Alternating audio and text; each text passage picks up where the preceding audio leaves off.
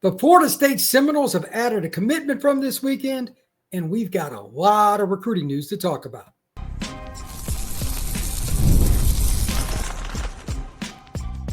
You are Locked On Seminoles, your daily podcast on the Florida State Seminoles. Part of the Locked On Podcast Network, your team every day. Welcome back into Locked On Seminoles. I am your host, Brian Smith, longtime college football writer and recruiting analyst. Thank you for making Locked On Seminoles your first listen each and every day. Truly appreciate you stopping in to talk some Noles with me. Today's show is brought to you by our friends over at FanDuel. Right now, new FanDuel customers can gain $200 in bonus bets with a $5 bet winner. Today's show is also going to be about everything recruiting. We're going to be talking about the house settlement at the end. Got some concerns for Florida State and other programs, but I've got some major concerns with how this clearinghouse is going to work and how it could cost Florida State some recruits. When Congress gets involved with stuff, it makes me nervous. We'll talk about that more. And we're also going to talk about the long list of guys that either Florida State has committed, may soon get committed. That will be the bulk of the show. But to begin, as I noted yesterday in a quick podcast, Whitley Cado, 6'5", 295, out of Booker T. Washington in Atlanta, Georgia, is a Florida State Seminole. The defensive tackle had offers from some programs, but really it didn't seem like a whole bunch of programs are really going after him. South Carolina, Florida, Georgia. When I did some digging, they'd allegedly offered, but his two other visits, surprisingly, were Georgia State and Purdue. I watched the film, and no offense to Georgia State, this kid's not going to Georgia State. This is a Bobby Bowden special. I want to reiterate that probably 2 or 3 more times in some way, shape, or form during this podcast, but I love the pickup that Florida State got. This is a guy that can play nose guard, defensive tackle, play in a 3-man line, which is very hard. In a traditional sense where you 2-gap, he has the natural frame and power that you cannot teach. Wihtlley Cadeau also has the athleticism one cannot teach.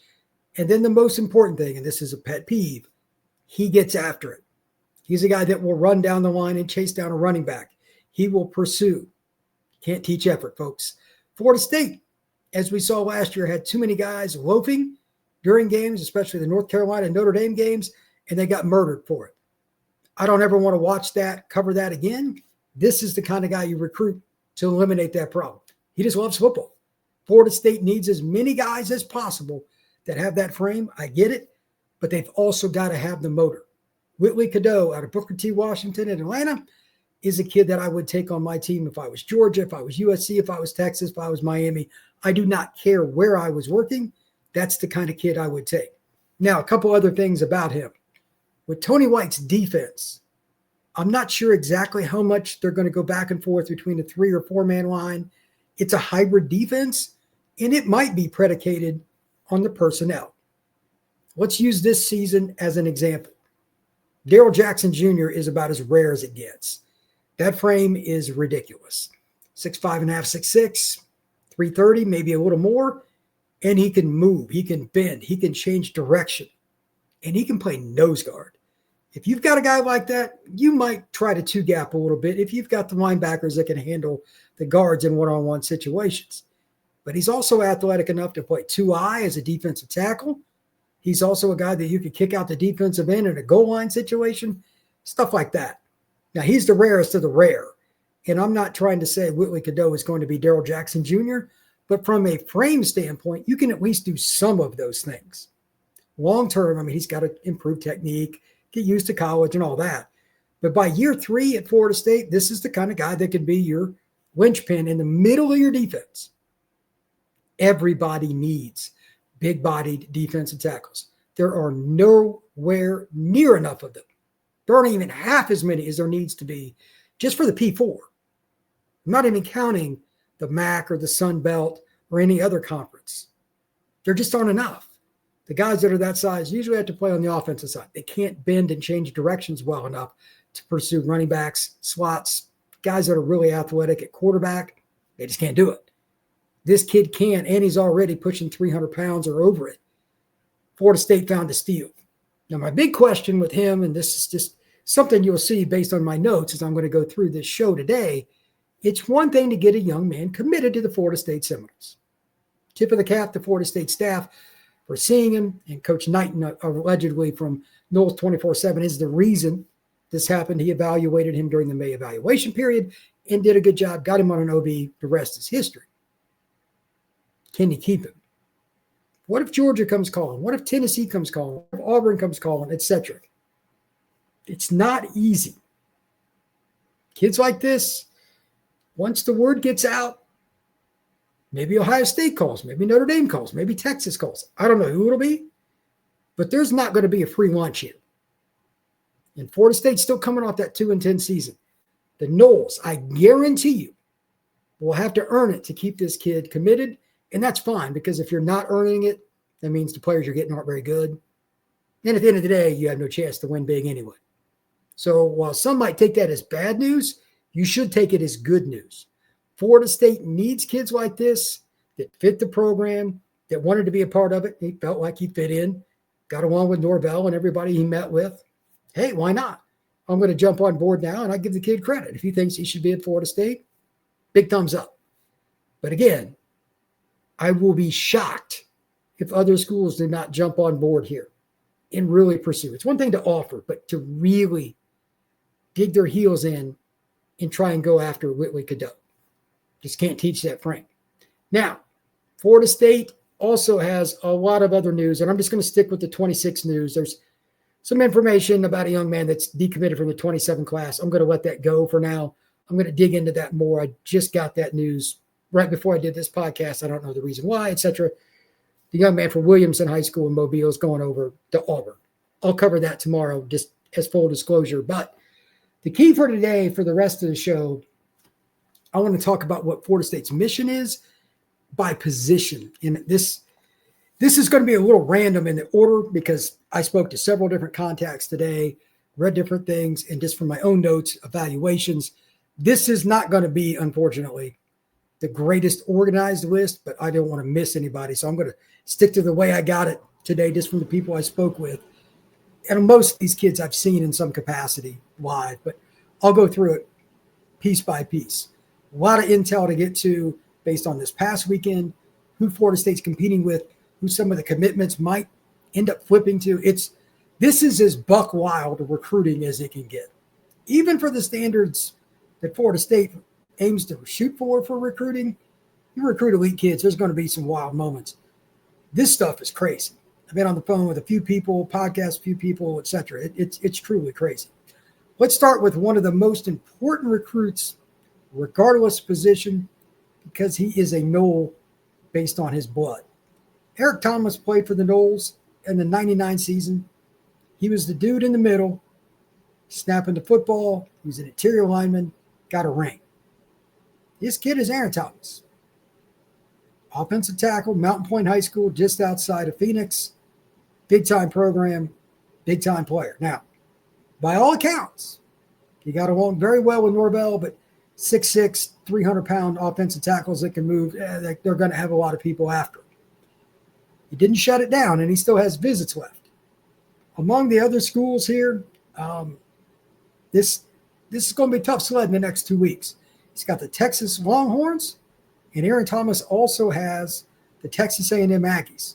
Ohio State has had him on a visit that went well. This is big-time recruiting. Florida State needs offensive tackles more than any other position, in my opinion, in this class. You can't have enough of them anyway, but obviously they're trying to get back on track. They got a good start last year. I like the kids they brought in the 25 class. Really finished up nice. But adding another guy like this to push the depth chart, to increase the competition, would be huge. And again, Eric Thomas was a Nole. His mom's a Nole. His family likes Florida State. They would like him to go there. But the competition, Ohio State, Texas A&M, etc., this is legit. Do not discount him going to some other school. It would hurt, but I understand. Like, he's got viable options all over. But if Florida State's going to get back to the top of college football, this is the kind of kid you just can't miss. Fair or not, and it's not, Florida State can't miss. They got to get this kid. He's a really good football player with a lot of upside. We'll see where he ends up. Ernest Rankins. this is one of the most freaky kids that I've seen in the last couple of years as a defensive lineman. He's about 6'6", plays at Southwest DeKalb. It's a program Florida State's recruited forever. Just on the edge of Atlanta, always has players. Auburn, Georgia, Ohio State, Florida State, Texas. List is crazy. Decision date in early July. We'll see where Florida State's at. He had a pretty good visit according to Noles 24/7, but nobody seems to know where he's going. I've seen him at Auburn before, and when he walks by, he looks like an NFL player. I mean, he just does. His film's pretty good. He's got a lot of upside. I know Auburn at one point thought he was about the best D-tackle on their board. I don't know where FSU has him, but he's another guy kind of like Darrell Jackson. You can play him inside. You can play him outside. Elite. Back in the day, Bobby Bowden always won these, like nobody knows where the kid's going. That's the one Florida State always seemed to win, especially defensive linemen. And that's why 14 years in a row, they finished literally in the top 4 of the polls. It was insane. It's because they just beat the crap out of you up front. Ernest Rankins, they'd beat Georgia for him. They'd beat Clemson. They would beat Ohio State. They'd beat Tennessee. They'd beat Alabama. Whoever wanted the kid, Bowden got it. Can this staff get to that level? Because this kid's recruited by everybody. It's somebody to watch. When we come back, I've got a plethora of other prospects to talk about here on Locked On Seminoles. The NBA Finals are in full swing, and every night delivers highlight-worthy performances, major momentum shifts, and can't-miss moments, whether it's a game-winning shot, breakout player, or something else. FanDuel has got you covered. FanDuel makes it easy to stay in the game before tip-off and live. Player props, performance trends, same-game parlays. Fans have more ways than ever to win big. And now the NBA Finals between Oklahoma City and the Indiana Pacers is tied up at 1-1. Will Halliburton get back on track? He seemed to be kind of out of rhythm in this last game, and OKC just put it to the Pacers. Maybe he steps back up game 3. It goes to Indianapolis. Could be a player prop opportunity. Go over, go under. I don't know what you want to do. Maybe a same game parlay, but that game is going to be quite a great one. If you're new to FanDuel, it's a perfect time to sign up. Head over to FanDuel.com. If you win your first bet, you get $200 in bonus bets. Make every moment more with FanDuel, official sports betting partner of the NBA. Thank you once again for making Locked On Seminoles your first listen each and every day here on the Locked On Podcast Network. You can find us wherever you get your podcasts for free and on YouTube. And after this, if you want to check out more recruiting news, you can check out my other podcast here on the Locked On Podcast Network, The Portal, talking about recruiting, NIL, and the transfer portal. I do it 7 days a week. There's going to be something in some way, shape, or form on there for you. Team previews, player breakdowns, recruiting rankings, you name it. The Portal Podcast. Now let's get back to Florida State's recruiting, and this is where it gets really interesting. We're getting into the part of the list where kids could go a lot of different places, and these are some key guys, a couple of really good defensive players, which historically, obviously, is something that Florida State fans take pride in. DQ Forkba, one of my favorite players in the class of 2026, middle linebacker, IMG Academy, Bradenton, Florida. Saw him a few weeks ago at the Rivals camp in Atlanta, Georgia. DQ was up to 232 pounds, and I kid you not, his arms seem to be about big as my legs, and I lift legs 2 or 3 times a week. He is shredded. He's got offers from about everybody, and his recruitment is pretty wild. Florida State is doing very, very well with him. He even made the statement that, like, I feel like I'm going to be a Nole or a FSU's place for me, something along those lines on Noles 24/7. Go check out the article. They did a great job with it. Great interview with DQ Forkba. But he still hasn't made his decision public. He still hasn't committed to Florida State. And Ohio State is starting to get involved there. Michigan they could get pushed out. This one is pretty wild. DQ's offer list is insane anyway. He's already visited Colorado, Florida State. He's got UNC, technically Michigan. We'll see if that happens. In Miami left, but he's one of the top inside linebackers in the country. Probably going to be a late decision, in my opinion, unless something comes up. It's possible, but I think his final decision will be later on. But this is the kind of guy that can run and play in coverage, even though he's 230, like he's an athlete. But he's also big enough if you want a 2-gap have those guards uncovered that an inside linebacker's got to take somebody on. He's an animal, man. I mean, he is put together. He looks like an MMA fighter. He is shredded. So that would be a huge pickup for Florida State, but they still got some work to do, as do all the other programs. His recruitment is buck wild, just like some of these other guys.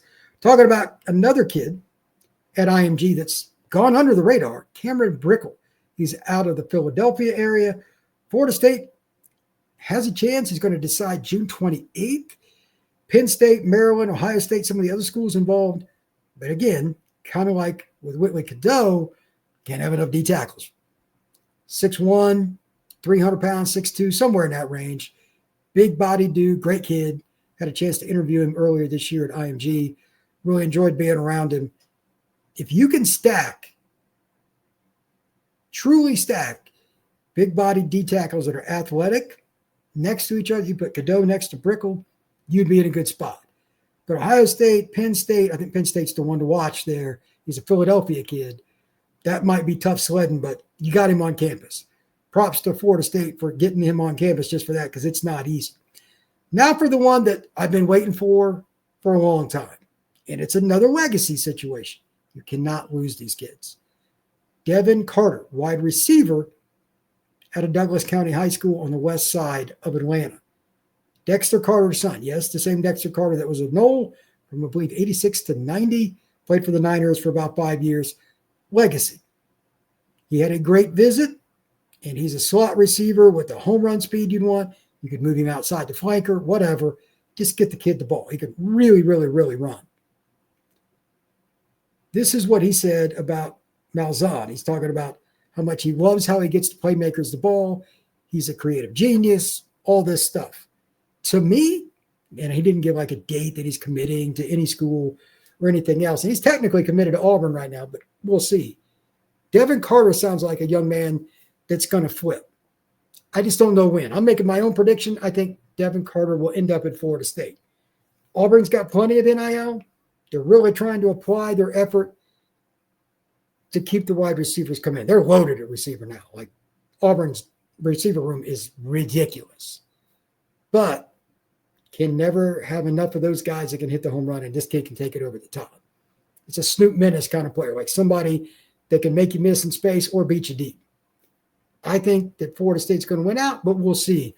And I'm curious to see if there's any kind of timeline or if he's just going to drag it into the season. That part, I haven't been able to get any information. I made a phone call about it, but my source didn't really know on that one. As for some unfortunate news, this really disappointing to me because Florida State needs pass rushers too.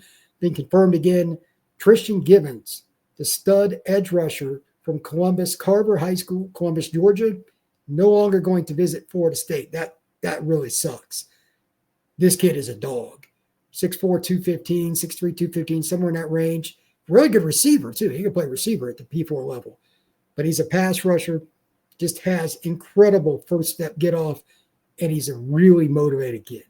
Tennessee seems to be trending for him, but he is a big-time player.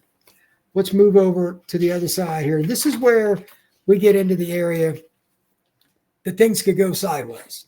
Some of this may end well for Florida State, and some of it may not. I'll give you one piece before we go to the break. Number one, Dalen Green. And I don't understand the full recruitment on this, but it looked like he was going to pick Florida State a few days ago. Well, now he's committed to Arkansas. He's from Gadsden County. He looked awesome at the Orlando Under Armour camp. I don't know what happened, but Arkansas has picked up his commitment. That is not good news to me. They're in on other linebackers. We'll get to that on the other side. But losing the local kid that lives 20 minutes from Tallahassee, I'd rather Florida State made him a priority, and they may not have. Maybe Fork Point and some of the other kids were bigger priorities. I'm not sure. But we're going to talk about that next here on Locked on Seminoles.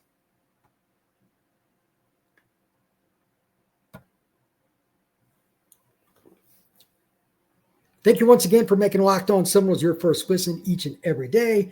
Let's jump back into the recruiting list.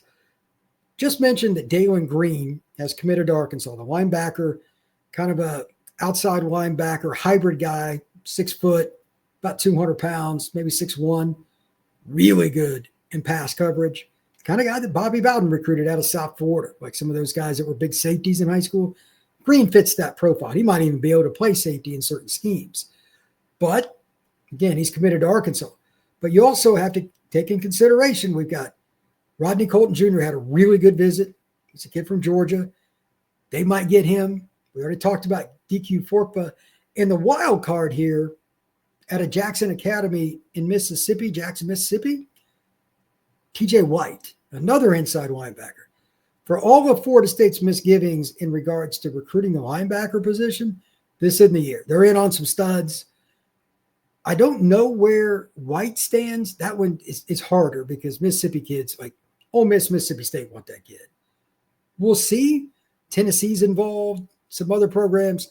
But Florida State put their best foot forward. We'll see where that goes. But Rodney Colton is a kid. I don't think Georgia's after him. Anytime UGA is not after a Georgia kid, my eyes wide up. You got a better chance. Auburn and several other schools have offered. I don't know where that stands, but he's a kid that Florida State got in on early, had an unofficial visit with, and did well. Now he's been back to campus. I don't want to say commit watch, but reading the tea leaves, I think they got a pretty good shot there. And again, Forkpa, it may take a while, but I think Florida State's the leader there as well. Florida State's playing high-risk chess here with a couple of their aggressive moves, because if they lose out on Dalen Green and they don't land at least two of the other three kids, they're going to have egg on their face. But you got to get to the point where you're taking elite guys. And the same thing that Bowden used to do. He used to take chances on some of this too, like rolling the dice with kids that were going to make decisions on signing day. He would believe in his staff to get it done. Maybe that's what Norvell and his staff are doing too. I'm not sure, but they are in on some really good linebackers. Now for the news that makes me extremely concerned. Buckle up, sit down, put your seatbelt on. This makes me very nervous. I've said this over and over again, and what I heard today unexpectedly made me just want to fall over. I'm like, you can't be serious. Syracuse has taken it yet to another level with their recruiting. Xavier Payne took his visit to Syracuse. That could be a flip. He's a commitment to Florida State. He is just transferred to one of the public schools in Miami. We'll see where that goes. Can't lose offensive linemen right now. That much I do know. Darrell Belt from Goldman High School in South Florida. That's a kid that could flip. Could be a couple of different programs, but that's not a lock to end up being Florida State. Syracuse is involved with pretty much every South Florida kid, by the way. Cameron Wilson, the young man that I thought Florida State was going to get, committed to Syracuse. That could be a couple of different programs, but from what I'm told, Florida State's not even second for him. I don't know if they're pushing, but Syracuse is probably going to keep him, or if he doesn't end up there, it will not be Florida State. That really sucks. Ephraim White. Now, this is the one piece of news that I think is good. I don't think, based on my intel, Notre Dame recently offered and he took an unofficial there. I don't think that's where he's going to end up. I don't know if it's Florida State, and he's been committed to Florida State longer than anybody. I think it was October of 2023, off the top of my head, that Ephraim White committed. He's from Vero Beach, wide receiver / DB, and he's electric. But Florida State's kind of lucky, if I'm correct on this. Notre Dame's trending for a couple of guys at wide receiver that probably are higher on the board because they've recruited them longer. I don't know for sure. I think they're going to back their way into keeping that one, but do not count it for sure. Tadarius Hughes, I asked about him specifically because I think he might be the best recruit in Florida State's class. Debatable, but just hear me out. He is now at Northwestern High School in Miami. Syracuse feels really good about him. I keep saying that same school, and I'm going to continue here in just a second. If Florida State continues to lose kids to Syracuse, that's not a black eye. That's like a bloodied face. You cannot lose kids over and over again in your home state to Syracuse. I'm sorry. Politically, that is a nightmare. Karan Maycock, this is a kid committed. Very good. But Notre Dame got involved at one point. Syracuse, Miami, several other schools. That one is cloudy at best. We'll see what happens. Jordan Campbell, linebacker that Florida State recently had on campus, trying to get him away from Miami. He has shut down his recruitment. Now he is just committed to the Miami Hurricanes, not taking any more visits. That sucks. He's a big-time player. The good news, this is the one that could go Florida State's way as it relates to a battle with Syracuse. Javion Cooper out of Catholic in Melbourne, Florida. Really good offensive line prospect. Been committed to Syracuse forever. I thought he was going to flip to Florida. Florida State had a really good visit with him. Sounds like they've got a shot. I don't have as much intel on that one, but what I do know, at least based on the calendar, Syracuse gets the next visit for Javion Cooper. 2 reasons I find this intriguing and important.